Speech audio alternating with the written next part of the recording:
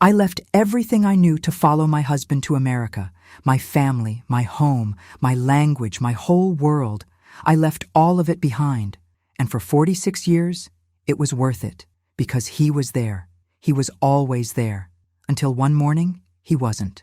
And suddenly I was 74 years old, alone in a house full of silence, in a country that was never really mine to begin with. My children were far away. My friends had their own lives. And the dream that had brought us here, the dream we had built together with so much sacrifice and so much love, felt like it belonged to someone else now. I'm going to tell you what it really feels like to grow old alone in America when the person you came here for is gone. I am going to tell you about the days I didn't want to get up, about the silence that almost swallowed me whole, and about the thing that finally, slowly, began to bring me back. Stay with me, because this story, it might sound like mine, but I think you are going to recognize parts of it too. I still remember the smell of that morning. It was cold, the kind of cold I had never felt before in my life. We landed in New York in the middle of January, and when those airport doors opened and that freezing wind hit my face, I almost turned around and asked for the next flight back to India. I'm not joking. I grabbed my husband Ramesh's arm and said, "What did we do?" And he laughed. He always laughed at the right moment. That was one of the things I loved most about him. We came from a small city in Gujarat. Not a big city, not a famous place. Just a normal city where everybody knew everybody. Where my mother made chai every morning at 6. Where the evenings smelled like flowers and incense and neighbors cooking in their kitchens. That was my whole world for 28 years. And then one day, we packed 2 big suitcases and left everything behind. Ramesh had gotten a job offer through a company that was hiring engineers from India. The salary was almost 3 times what he was making back home. We talked about it for weeks. We argued about it, honestly. I didn't want to go. My whole family was there. My sisters, my parents, my childhood friends. How was I supposed to leave all of that? But Ramesh had this dream inside him, you know? He wanted to give our children a life that was bigger than what we had. He wanted them to have opportunities. And because I loved him, and because I trusted him, I said yes. So there we were. 2 people from Gujarat standing in a New York airport with 2 suitcases, a little envelope of savings, and absolutely no idea what was waiting for us. The first apartment we rented was tiny. I mean really tiny. The whole place was smaller than the living room of my parents' house in India. But we made it work. We had no choice. I remember putting a little picture of Ganesh on the kitchen shelf and thinking, okay, we are here now. Let's begin. That was the kind of person I was back then. Practical, determined, ready to fight. And fight we did. The first months were the hardest. Ramesh was working long hours, trying to prove himself at his new job. I was home alone most of the day in a neighborhood where I didn't know anyone. I didn't have a car. I didn't know how the buses worked. I couldn't even go to the grocery store without feeling lost. Everything was different. The food was different. The way people talked to each other was different. Nobody stopped to chat on the street. Nobody asked how your family was doing. Everyone was always rushing somewhere, eyes down, earphones in. I used to sit by the window in that little apartment and watch people walk by on the street below, and I would feel this heavy feeling in my chest. Not sadness exactly, but something close to it. Like a piece of you is missing, but you can't quite name which piece. I called my mother every single day, sometimes twice a day, and every time she picked up the phone, I had to pretend I was doing great, because I didn't want her to worry. I would say things like, "Oh, it's so beautiful here, Ma. The city is so big," when really I was sitting alone in my kitchen eating rice. I had overcooked because I didn't understand the American stove yet. The heat knobs were different. Even the stove was different. But slowly, things began to change. I found a small Indian grocery store about 2 bus rides away. The first time I walked in there and smelled the spices, the cumin, the cardamom, the dried chilies, I almost started crying in the middle of the store. The owner was a Punjabi man named Harjeet, and when he heard my Gujarati accent, he smiled and said, "Welcome, sister." That was the first time in months someone had spoken to me like I was a real person, and not just a confused foreigner. I bought way more than I needed that day just because I didn't want to leave. That store became my lifeline in those early years. I would go there twice a week and spend too much time talking to Harjeet and the other Indian women who came in. Some of them had been here for 10, 15, 20 years already. They taught me things. How to drive on the highway, how to talk to the landlord, how to file papers for this and that, how to survive the American winter without losing your mind. Those women were my first real community here. Meanwhile, Ramesh was finding his footing too. After about a year, he got promoted. We moved to a better apartment. Then a few years later, we bought our first house. A real house with a small yard and a driveway. I planted marigolds in the front because they reminded me of home. Every festival, every Diwali, every Navratri, I decorated that house like I was back in India. I was not going to let my children grow up without knowing where they came from. And our children, I have two, a son and a daughter. They grew up here. They went to American schools, made American friends, spoke English without any accent at all. Watching them become something, watching them graduate, watching them build their lives, that made all the sacrifice feel worth it. Every hard day, every lonely winter, every time I missed my mother's voice, it all made sense when I looked at my kids. But here is the thing about a life built around another person. Here is the thing nobody tells you when you are young and in love and starting over in a new country. When that person is gone, the life you built together can feel like it belongs to someone else. Like you are walking through rooms that used to make sense and now you don't know what you're doing there. I didn't understand that yet, back in those early years. Back then, Ramesh was always there. We would sit together every night after dinner and talk. About the kids, about India, about what we wanted to do next. About nothing, about everything. That was our life. That was enough. I thought it would always be like that. I thought we had so much more time.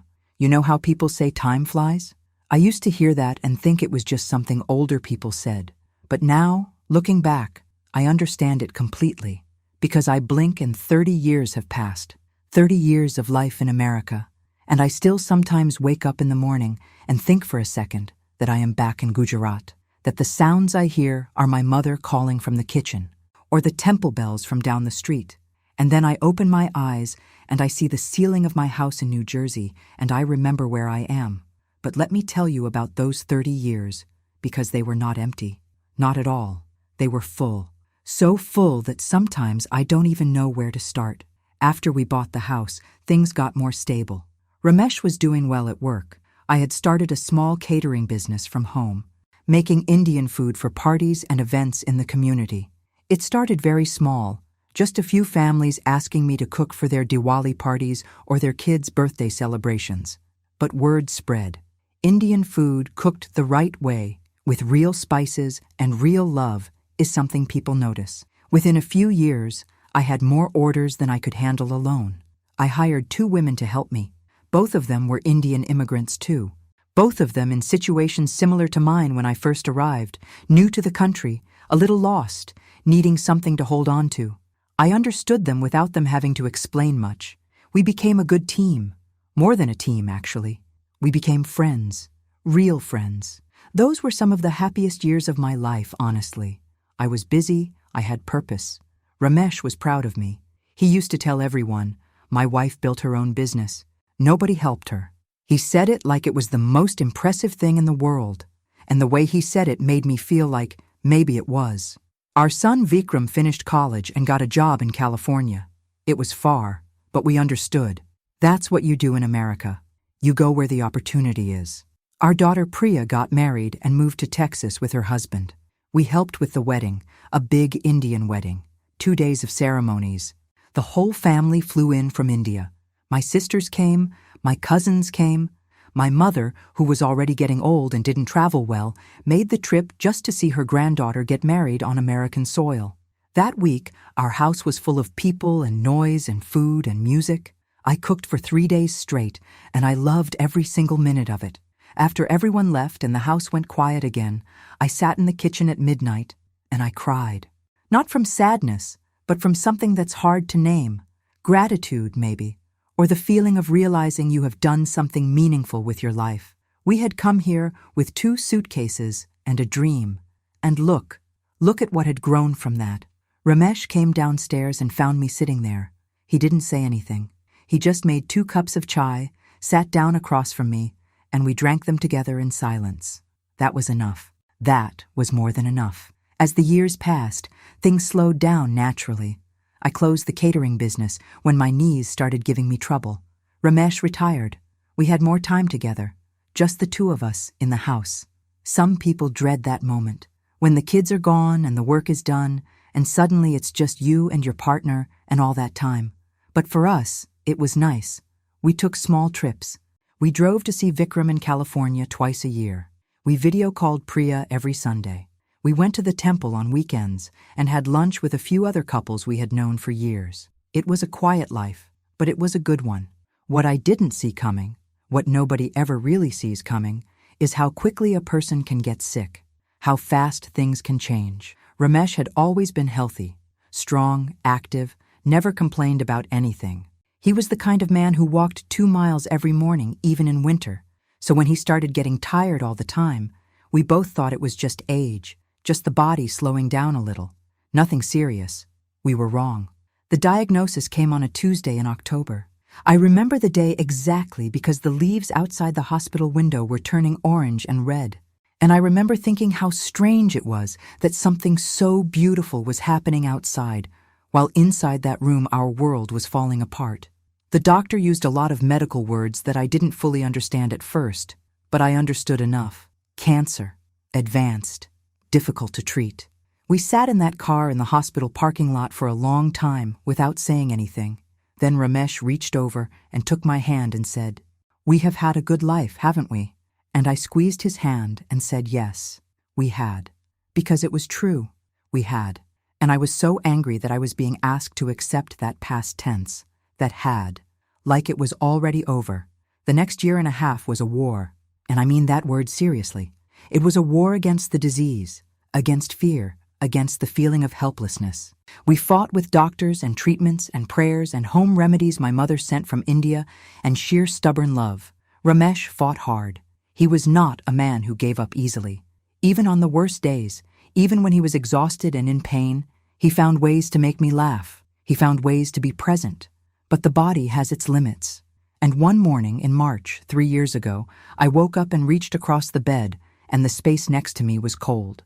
And just like that, after 46 years together, I was alone. There is a kind of silence that is not just the absence of sound. It is heavier than that. It fills the rooms of your house like water fills a glass, slowly, completely, until there is no space left for anything else. That is the silence that moved into my home the day Ramesh died. And 3 years later, it is still here. I want to be honest with you, because I think that is the only way this story is worth telling. The first weeks after he passed, I did not really feel anything. I know that sounds strange.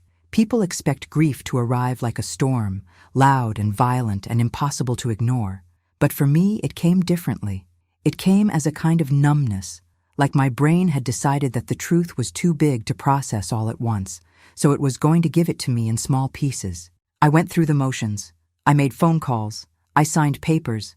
I accepted food from neighbors and nodded when people said things like, "He is in a better place now," and "At least he is not suffering anymore." I know those words come from a good heart. I know people say them because they don't know what else to say. But if I am being honest, those words did not help me very much, because the better place I wanted him to be was right here, in this kitchen, drinking chai, telling me about something he had read in the newspaper. Vikram flew in from California. Priya came from Texas with her husband and the kids. The house was full for about 2 weeks, and I was grateful for that, truly. Having them there, hearing their voices, holding my grandchildren, it kept me from sinking too fast into the quiet. But children have their own lives. They have jobs and responsibilities and their own families to return to. And when they left, when I stood at the door and watched their cars drive away and the street went empty again, that was when the real grief finally arrived. It arrived at 3 a.m. on a Wednesday. I woke up and reached for Ramesh out of habit, the way you do after 46 years of sleeping next to someone. And when my hand found nothing but cold sheet, something broke open inside me. I cried for hours.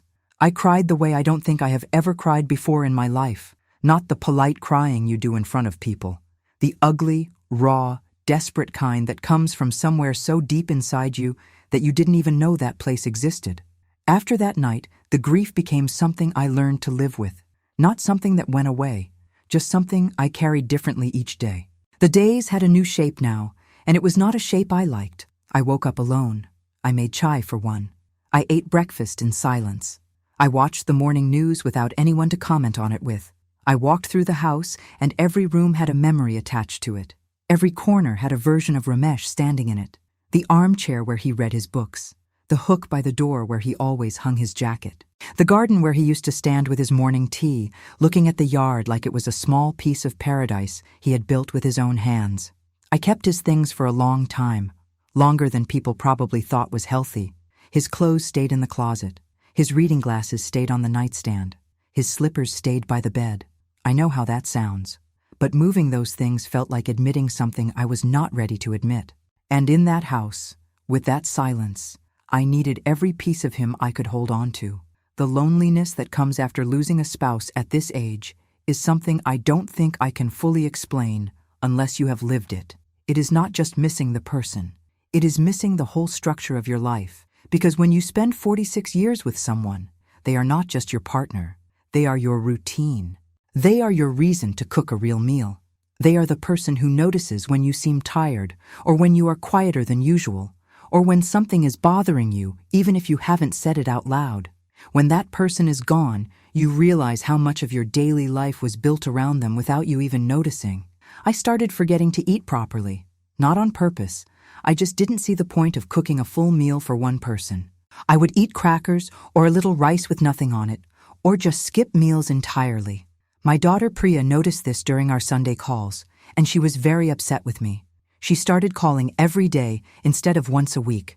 She wanted me to move to Texas to live near her. Vikram wanted me to come to California, and I understood why they were asking. I knew it came from love, but I was not ready to leave this house. This was the house Ramesh and I had built together. I was not ready to close that door, so instead, I stayed, and I tried to find small ways to keep myself moving. I went back to the temple. That helped more than I expected. Not because I suddenly had all the answers about God or life or why things happen the way they do, but because the temple gave me somewhere to go. It gave me a reason to get dressed in the morning and leave the house. It gave me a community of people who understood loss, who understood the particular kind of loneliness that comes with being an immigrant in old age, far from your homeland, far from your extended family, trying to make sense of a life that had been rearranged without your permission. I met a woman there named Kamla. She was about my age, also widowed, also living alone. We started sitting together after the prayers and talking. About our husbands, about our children, about India, about the strangeness of getting old in a country that is not the one you were born in. Kamla became important to me. She still is. She is one of the few people I can call on a hard day and not have to pretend I am fine. But even with Kamla, even with the temple, even with the Sunday calls with my children, there are days when the weight of this life feels almost impossible to carry. There are afternoons when I sit in the kitchen and the silence is so complete and so heavy that I feel like I am disappearing inside it, like I am becoming invisible in my own home. Sometimes I think about the girl I was when I arrived in America, 28 years old, standing in a cold airport with 2 suitcases and a husband who laughed at exactly the right moment. That girl had so much courage, so much energy, so much faith in what was coming next. I wonder sometimes if she would recognize me now. I wonder if she would understand how it feels to be 74 years old, alone in a quiet house in New Jersey, trying every day to find one good reason to get up and keep going. I hope she would. I hope she would sit down next to me, put her hand on mine, and say, "You are not done yet. There is still something left." Because some days I almost believe that. I want to tell you something that took me a long time to learn, and I mean a really long time. Almost 3 years of silence and grief and empty mornings before I started to understand it. Are you ready? Here it is. Surviving is not the same as living. And for a long time after Ramesh died, I was only surviving. I was breathing, I was waking up, I was going through the hours of each day. But I was not really living. There is a difference, a big one. And the moment I understood that difference was the moment something slowly began to change inside me. It started with something small. It almost always does. About 8 months ago, Kamla called me on a Thursday morning and said she had signed up for a cooking class at the community center. Not Indian cooking, American cooking. She wanted to learn how to make things like lasagna and banana bread and those little cupcakes with the frosting on top. She laughed when she told me, that big warm laugh of hers, and she said, "Come with me. We will be the only ones there who already know how to cook." I said no at first. I said I was too old for cooking classes. I said I didn't need to learn how to make lasagna. I had all kinds of excuses. But she called again the next day, and the day after that. Kamla is not a woman who accepts no very easily. So I went, and I am so glad I did. The class was held on Friday afternoons. The teacher was a young woman named Sarah, very patient, very funny, the kind of person who makes you feel relaxed without even trying.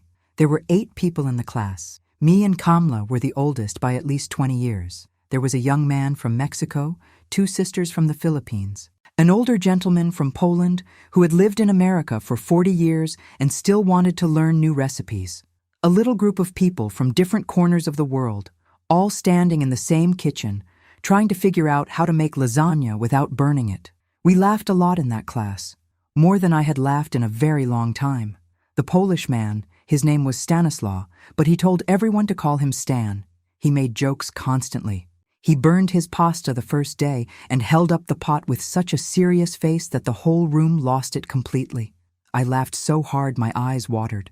And afterward, I sat in the car before driving home and I thought, when was the last time I laughed like that?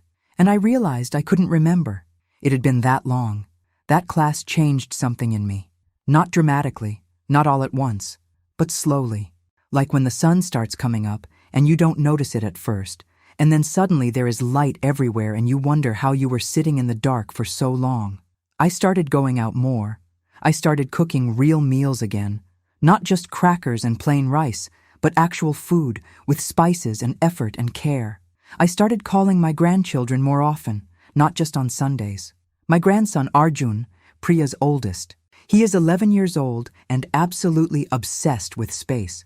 He can talk about planets and stars and black holes for hours. I started letting him teach me things. I would call him and say, "Arjun, tell me something interesting about the universe." And his whole voice would change. You could hear the excitement in it. And he would talk, and I would listen and ask questions. And for those 30 minutes on the phone, I felt completely connected to life again. Those phone calls became the best part of my week. I also started writing things down. Not a diary exactly, more like just notes, memories. Things I didn't want to forget. The story of how Ramesh and I met, the first apartment, the grocery store where Harjeet called me sister, Priya's wedding, the look on Ramesh's face the day Vikram graduated from college, all of it. I wrote it down in a notebook I bought from the dollar store, nothing fancy, just a plain blue notebook. And the act of writing those memories, of putting them into words, of saying, this happened, this was real, this mattered, it gave me something I had not expected. It gave me peace. Because here is what I understand now that I did not understand before. Ramesh is gone. That is a fact I cannot change, no matter how much I wish I could. But everything we lived together, everything we built, every laugh, every hard year, every cup of chai at midnight, every marigold I planted in the front yard, none of that is gone. It lives in me. It lives in our children. It lives in Arjun when he talks about the stars with that voice full of wonder. Ramesh is in all of that.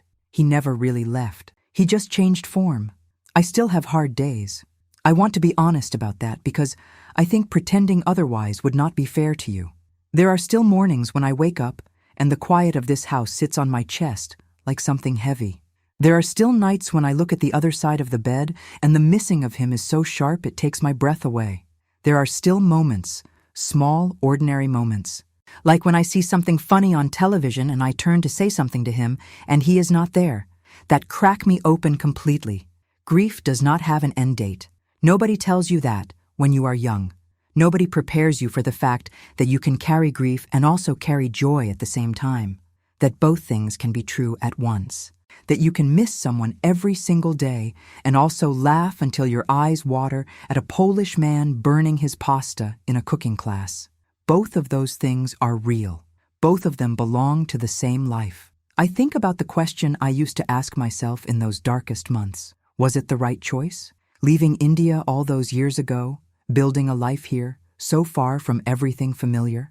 I used to be so uncertain about the answer, but I am not uncertain anymore. It was the right choice, even with all the hardship, even with all the loneliness, even with the grief of losing Ramesh in this country that is still, after all these years, a little bit foreign to me, because that choice gave me a life, a real, full, complicated, beautiful life. It gave me children who are strong and good. It gave me grandchildren who talk to me about the universe. It gave me friends like Kamla who refused to let me say no. It gave me 46 years with a man who laughed at exactly the right moment. That is not nothing. That is everything. I am 74 years old. I live alone in a quiet house in New Jersey. My children are far away. My husband is gone. Some days are very hard, but I am still here. And I am starting to understand that still being here, still getting up every morning, still making the chai, still planting the marigolds in the spring, still answering when Arjun calls to tell me something wonderful about the stars. That is not a small thing. That is its own kind of courage. And maybe, just maybe, that girl who arrived at a cold airport with 2 suitcases and a dream all those years ago, maybe she would recognize me after all. Maybe she would look at this 74-year-old woman sitting in her kitchen in New Jersey, and she would nod and say, "Yes, that is still me. I am still here. I kept going, and that is enough. That has always been enough."